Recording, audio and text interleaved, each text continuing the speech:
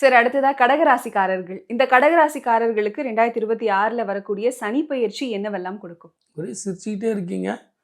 இவ்வளோ நேரம் நீங்கள் சிரிப்பே இல்லை. இப்போ எதுக்காக? அதாவது அஷ்டம சனி முடிஞ்சிடுச்சு சார்.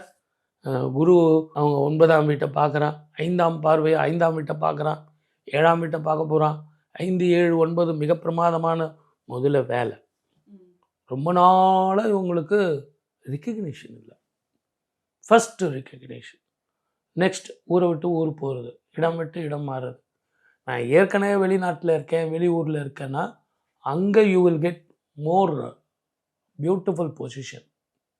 மேற்கொண்டு படிக்கலாமா? படிக்கலாம். அதிக உங்களுக்கு முக்கியத்துவம் வருமா? வரும். திருமணம் நடக்குமா?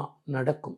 சார் செவ்வாதோஷம், நாகதோஷம், பித்ருதோஷம், அஷ்டமி சனி, இந்த காலத்தில் கல்யாணம் பண்ணக்கூடாதுன்னு சொல்லிட்டு கடந்த 4 வருஷமாக உயிரை வாங்கிட்டான்ல, இன்னும் ஏதாவது இருக்கா சார் அப்படின்னா இல்லை.